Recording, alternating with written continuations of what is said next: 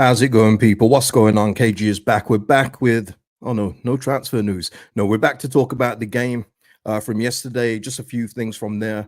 Talk about some sad news as well in terms of Leeds United's world of previous years. And yeah, and anything that you want to discuss in regards to the squad now. We're going to speak about Daniel Farke's comments after the game as well in regards to not signing number 10, which I think will go his way in my opinion. I think it will go his way with him talking about this. But before I get into it, you know the drill, people.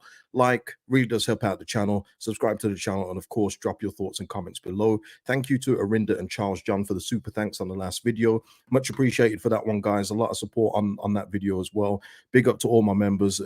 Membership, you know, the KW is growing. And listen, if you want to become a member, which is just an extra way to help out the channel, help myself out, the link is in the description or is next to the subscribe button, sorry, called join.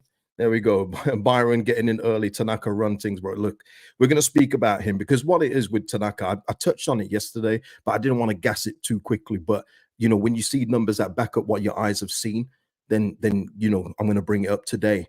But look, people are already starting with it, and yeah, there is no other place to start. But listen, first of all, member of the channel, Baby Bremner, saying looks like a great signing. I'm referring to Tanaka.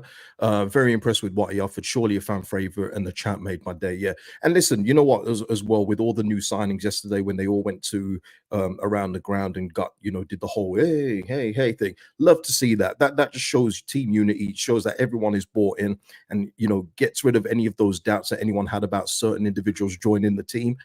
Everyone is on the same page pushing for one thing. And as we've seen in football, you don't always have to get along with everybody in the dressing room. As long as you all together with one goal in mind, it's all good for me. But listen, people, you have to start with this here today. Unfortunately, it's been quite a week for not myself. You know, these people are high profile people, but there's been a lot of deaths lately. This week in particular, and some could have been prevented, which is a whole other story. But Sol Bamba passed away.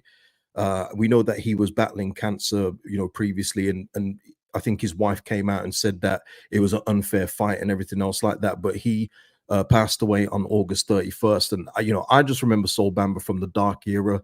You know, it's the Steve Evans era where, you know, it wasn't a good time at the football club, but he was a shining light at the football club, man, big time. Big soul, captain of the football club, someone I was proud that was representing us at the time in a time where there was nothing really to be proud of the football club, in all honesty. So, you know, big soul Bamba fan. Even looked out for him when he left the football club, and just see where he went, and looked at his career, saw he's taken up coaching, and you think, okay, that's his next phase. But you know, passing away at 39, man. It just shows you, and it's something I always say, man. That's why I'm the way I am on here, and I don't let things sweat me, because I've got everything that's important around me, and everything else is just inconsequential. I control what I can control, but you just never know, man. So, look, you know, rest in peace to Sol Bamba. And it's been, you know what's been great, seeing all the tributes from a whole host of people, whether it's Neil Warnock, Steve Evans via the Rotherham Twitter, former teammates, you know, his wife, obviously. It's been nice seeing that, man, because it just confirms what we've all known. And when I interacted with him before, just a gent, man. And that's the word that comes to mind with him. Just a gent. He did stand up to Chilino, I should say. Yeah, I mean, God, you just brought that memory back, Richard. Yeah, he was. And yeah, rest in peace. 39 is no age. Absolutely not. Absolutely not. And John H saying he was an absolute G, one of the few remembers I rate from that era. Yeah, absolutely. Absolutely. But yeah, and look, and in regards to this, and I mean, look, rest in peace to Fat Man Scoop, who, you know, passed away on stage, you know, collapsed on stage. It's quite ironic. You know, it's quite fitting. It's, even though you don't want it to happen, but his last words were, "If you want a party, make some noise." And then he just collapsed and dies. But the other one I want to say as well, and people know I'm a big hockey fan, and I've been forgetting to say it, but while we're here, rest in peace to Johnny Gaudreau, man, 31 years old. And if you've seen the case, you may have seen it around social media, because I know it's gone around. But he and his brother both got killed in a drunk driving thing, and the guy that hit them with the car, while he was on camera, while the judge was giving him his, you know, his dates or whatever, because it's a weekend, or, you know, extended weekend in America, he actually sighed that he was going to have to stay in jail longer than he thought. Absolutely insane. And you've just taken away, a big part of someone's family. Two brothers, parents have lost two sons. They were due to be at the sister's wedding on the Friday, which obviously got cancelled. It's an insane story. Listen, if you don't know who Johnny Goodrow is, you don't have to know, but just go read the story. It's insane, and what an absolute waste of life, all because someone decided to get behind the wheel drunk. And this day and age with their Ubers and everything else like that, yeah, there's no need for it. Absolutely no need. Yeah, and of course Sven Goran Eriksson. And you know what, as well, Sam, you mentioned Sven. It's one of those things. It's those eerie things that we see on social media. But I think Saul Bamba's last post was in regards to Sven Goran Eriksson, and rest in peace to that. I always find those links, and when you see that someone's recently passed away on social media, and their last thing is like, oh, I love my children, and what would I do without them, and something, then they just pass away. I always find those things eerie, but that's the world we're in right now. That's the world we're in. And of course, just lastly on Saul Bamba, rest in peace to you, but that goal will stay legendary. 100. But listen, we're not going to be here too long today. But I just want to say, in regards to Daniel Farke, he did talk about the lack of the signing of a 10. So in regards to that, Farke was saying that he was pleased with the transfer window, but he recognized it would have been preferable to get in a pure number 10. He adds, I need to work with other tools. I'm excited to do that. I'm not an accountant. I have to get the best out of what I've got. In order to get a 10 that gets you goals and assists, you have to spend an unbelievable amount of money. And during the summer, the club has decided not to do this. That's absolutely fine. So we work with what we've got. And I think Farke, he's backing himself there in terms of, I'm not backtracking. We did need that. And it was obvious with the names that we were linked with that we was desperately trying to get that. But he's saying there, look, I wanted it. We haven't got it, but we have other tools. And that's what I've put in the title. We don't have that pure 10. We don't have a Jorginho replacement. But what we've got, though, people, are very, very good options at this level to get the job done, to finish top two. The only thing for me, what it just makes us have to do, if whether it's January, but I think it's more likely this summer, is now we're going to have to really spend some coin on that quality midfielder. Whereas if we had got that, like say the Harmer deal done, then you've kind of taken part of the job away from next summer, because you've already got one hell of an option in there to take with you up to the Premier League. But it just means that there's more talk on recruitment. Then next summer we'll have to go through some real midfield options there, because once again, people, look, I love what we're going to do this season. I do believe we'll finish top two, but you have to recognize it, and you only have to watch the Premier League games yesterday. The difference in quality, the step up in quality is massive. It's huge. So no matter how much you're enjoying a player down here and thinking, wow, they're doing really good, doesn't mean it's going to translate to the Premier League, I'm afraid. So yeah, we will have to spend some money when we get to the Prem. We knew that anyway, losing Gray, Somerville, Jorginho, we've lost a big old base of what could have helped us in the Prem. But, Daniel Farke has got the tools. And now listen, when Daniel Farke says this,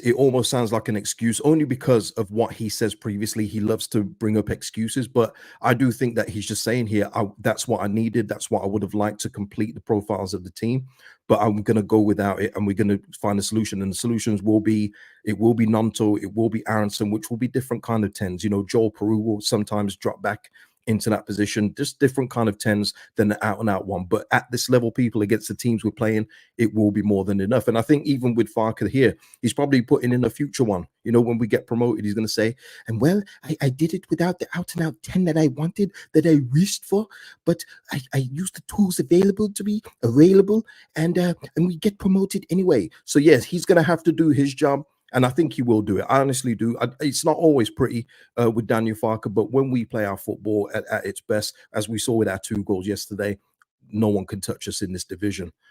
Let's have a look. Yeah, John here. Yeah, if they couldn't get the 10 they wanted, better to save the coin and not panic buy. John, 100%.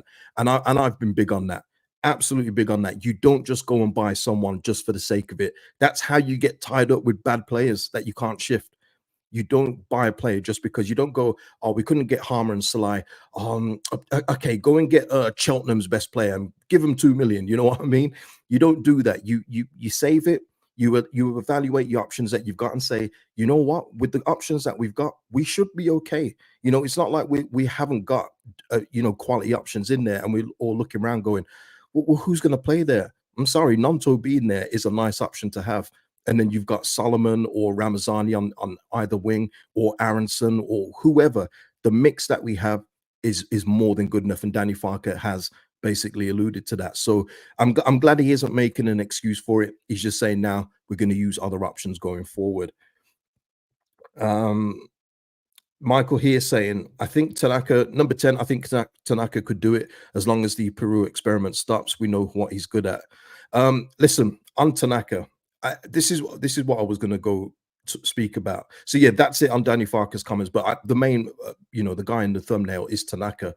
And I just wanted some numbers to back up what I saw yesterday, because it was a very short cameo, wasn't it? 10 minutes played. But what you saw, and listen, it is one game, it's a debut, adrenaline's, high, Ellen Road debut, everything's going for you, isn't it? It's all, the rush is there. But what I saw from Tanaka is kind of what I saw from Joe Rothwell when he played, but I think Tanaka's maybe got a little bit more intensity to his game.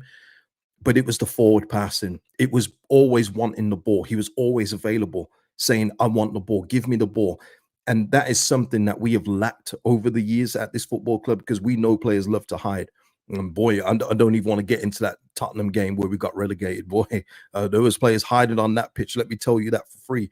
But look, Ao Tanaka in terms of what he can bring, I think now would be coming into the starting lineup for Gruev. And this isn't for me like a shiny new toy kind of thing and saying, oh, yeah, just play all the new toys. It's just for me the balance. Now, I know Farke loves that double pivot, but I maintain I think it's overkill. I don't think we need to play two defensive midfielders against Hull City. Now, I know there's a stat going around about Gruev's. He's had more shots on target in the first couple games than a whole portion of last season. But again, that's kind of misleading, because some of the shots yesterday were kind of tame. So I know they're on target, but they're like, okay, great. But what I'm saying is that with Ampadu in there, and Tanaka and both Rothwell as well, by the way, they still do that defensive side of the job. It's just that when they get the ball, they're not always looking to pass sideways. They're looking to see who's available. They're scanning the pitch and seeing who's in space. Let me get the ball to them. And I think we need that, because when we have in those big 15 minutes or 20 minutes on top, I think that kind of player is the one that can help unlock those low blocks and mid blocks and get us on the front foot and maybe get us scoring in the first 15, which then makes the game much easier than plodding through, first 15, looking good, then next 20 looking a bit lethargic. I think it could help in a lot of games. Now, I'm saying in terms of Burnley, Sheffield United, maybe you play a double pivot in those kind of games. Granted, maybe even Sunderland too.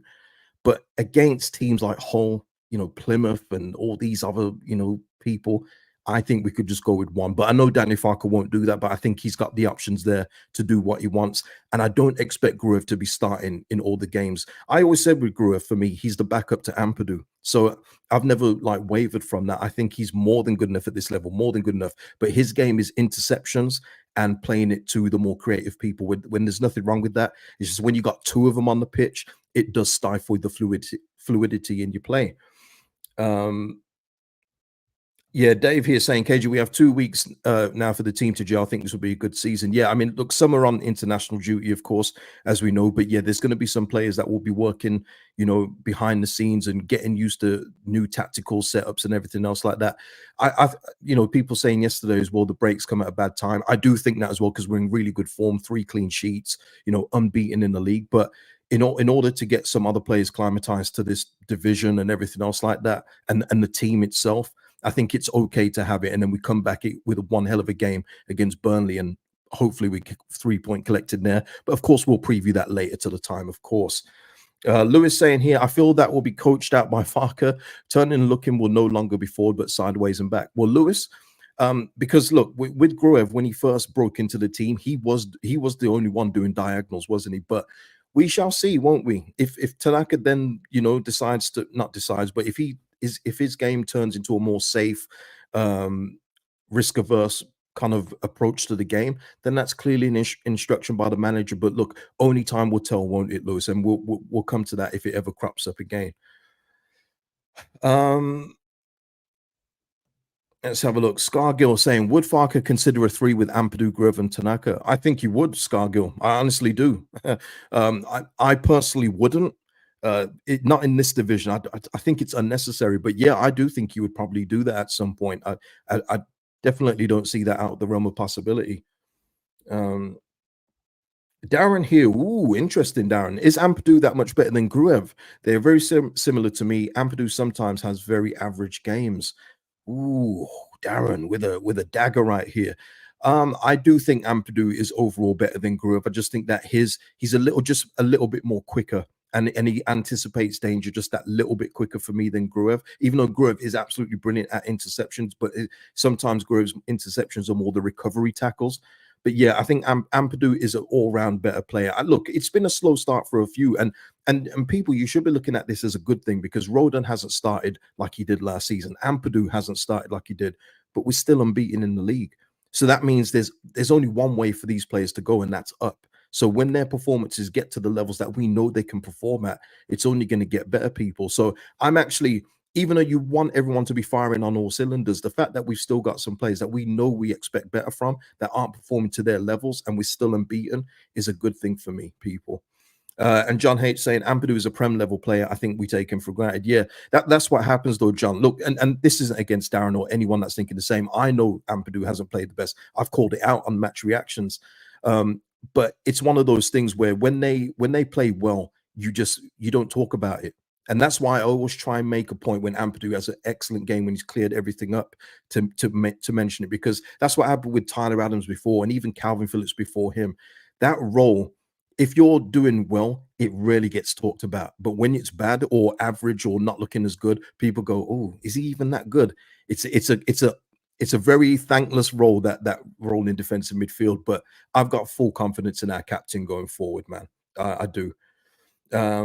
But yeah, so listen, Tanaka, look, like what I've seen, if we get this version of Tanaka for a majority of the season, he definitely has the capabilities to start for this football club this season. Looks very, very tidy. And you just wonder as well, if he carries on like this, why didn't no one take a chance on him at 2.65 million?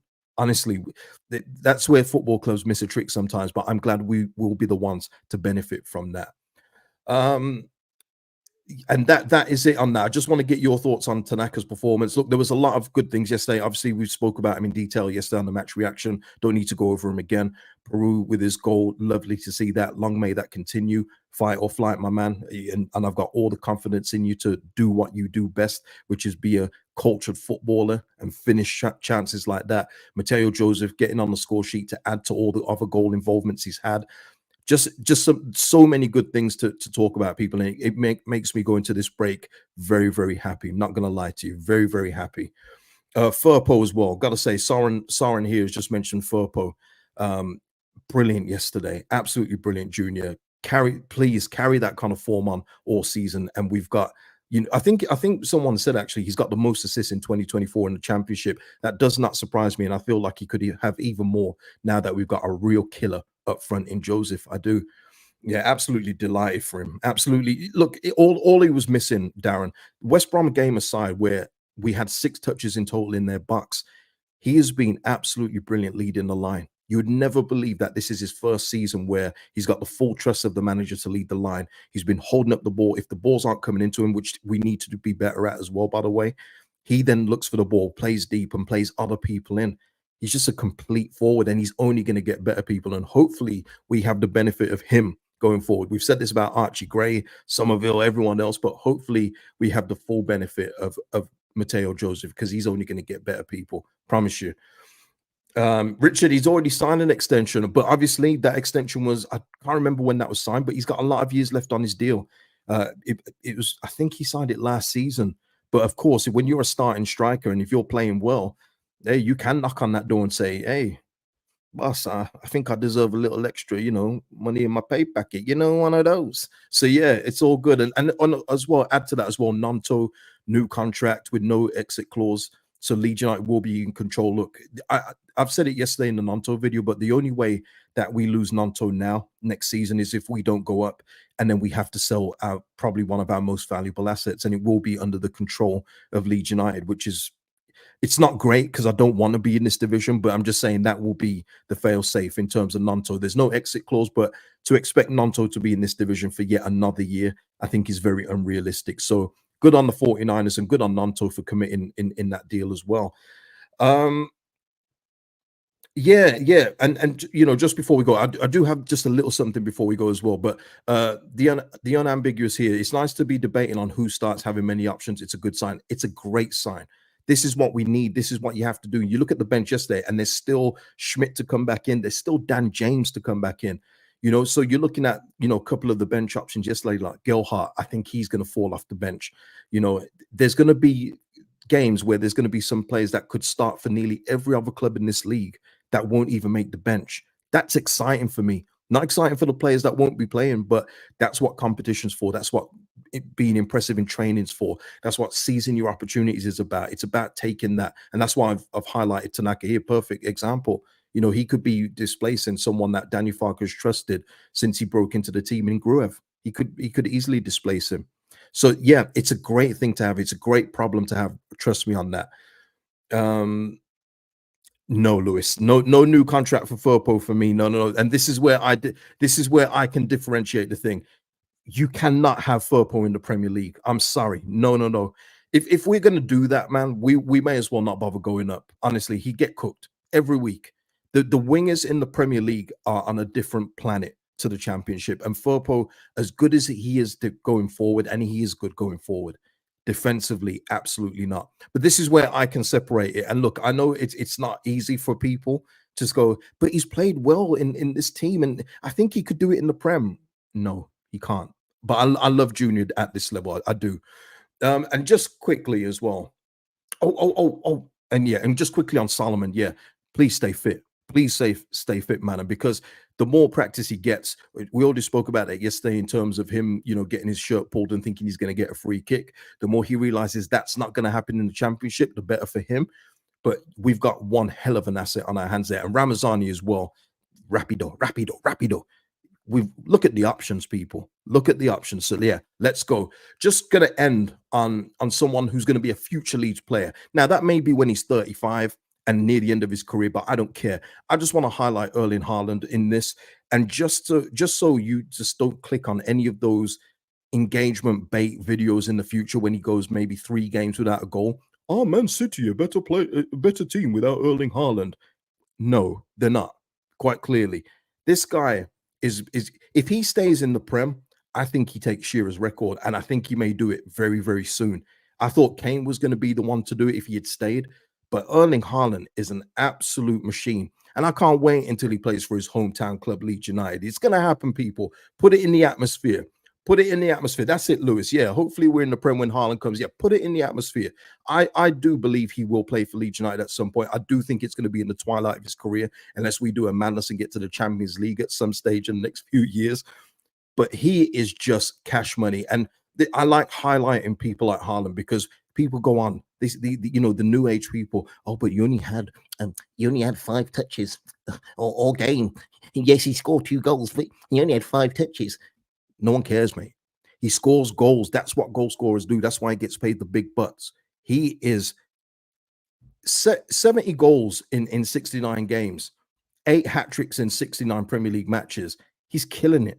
I cannot wait for this guy to be at Leeds United. You know what I mean? Can't wait. I just wanted to highlight. You've got to highlight greatness, people, and you got to highlight where you would like your club to be at some point. Everyone wishes they had a Erling Haaland, but we have a cheat code to get him. He was born here. He's born in Leeds. So let's go. Chopper Dave, I mean, that is ambitious, Chopper Dave. Going to happen in 3 years. I'm putting it out there. Chopper, I like that, though. Hey, if we get him in 3 years, I'm streaming for 48 hours straight. No doubt. He will be our Vardy. Well, I mean, yeah, it'd be better than that. Scott Lightning with a bit of satire here. Okay, Scott, I got you. Yeah. Oh, but yeah, listen, people, that's all I just wanted to highlight. Listen, Chopper Day, I'm there with you, man. I'm there with you too, my man. But listen, people, that is the show today. I hope you've enjoyed it. It's nice to come back after a win. Got the international break. I'm gonna try and get a show done this week. Probably gonna have tomorrow off. We'll see when Connor's free to get him on and get his thoughts about things so far. But listen, people, and he's a Leeds fan. He is Richard. Yes, he is marching on together. The Stuart Dallas thing, I remember. Please like the video before you go. Drop your comments on anything discussed below, and I'll see you in the next video, people. Enjoy the rest of your Sunday. Peace out.